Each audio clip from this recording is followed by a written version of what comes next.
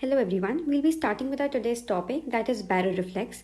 So the first key most important thing that you need to remember about baroreflex is that it's the first line control for blood pressure. This is a very important point. So whenever our body's blood pressure increases, the first thing that acts is the baroreflex. It acts within seconds to minutes. Now, the second important thing is the range at which it acts. So, it acts at 70 to 150 millimeters of mercury, and it is very important to know that it is not systolic blood pressure, it is not diastolic blood pressure, but it is the mean arterial pressure. Now, moving on to the real reflex. So, whenever there's increase in blood pressure, it is followed by decrease in blood pressure. Why does this happen? It happens because of the baroreflex. Now, this increase in blood pressure is always sensed by the pressure sensors. Now, these pressure sensors are the real baroreceptors. These are present at two locations in our body, the two main locations, that is the carotid sinus and the aortic arch. The carotid sinus, it is present at the internal carotid artery, and the aortic arch is present at the arch of aorta. Now, this carotid sinus is innervated by 9th cranial nerve and the aortic arch is innervated by 10th cranial nerve. Now, the part of the 9th cranial nerve that innervates the carotid sinus, it's the Herring's nerve. Now, it can come as an MCQ.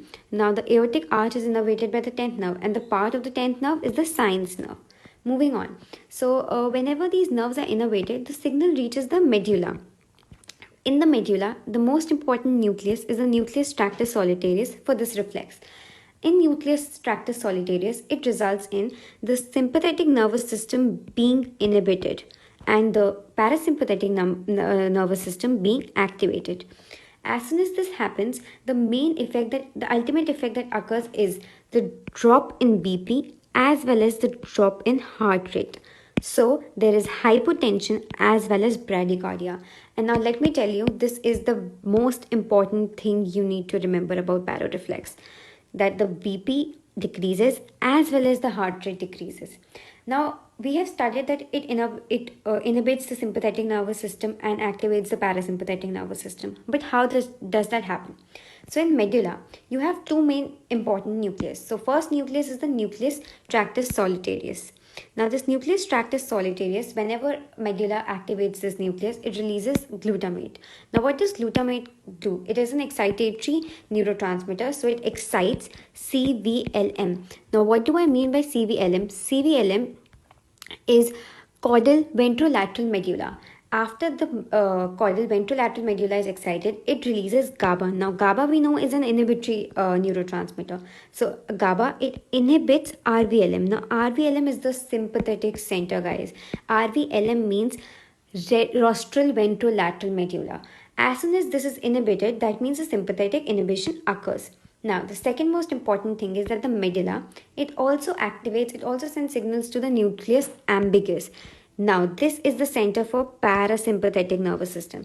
As soon as this nucleus ambiguous is activated, the parasympathetic nervous system is activated. This ultimately results in what we studied here, drop in BP and drop in heart rate, that is hypotension and bradycardia. Now, the next important thing we need to know is that since there's hypotension and there's bradycardia, so we can also say that since this reflex started with increase in blood pressure, we can say that increase in blood pressure results in decrease in heart rate. Now, this was said to be a law that blood pressure is inversely proportional to heart rate. That means the increase in blood pressure leads to decrease in heart rate. This is the Mary's law. Now, there's not just aortic arch or carotid sinus. These are the most important ones, but we also have few other receptors which are low pressure or volume sensing receptors. Now, the important thing about them are that they are present in the atrium. So, as soon as our blood pressure increases or there's a change in blood pressure, the atrium, these receptors are also activated. So there are two types, type A and type B. So the type A act during atrial systole and the type B act during atrial diastole.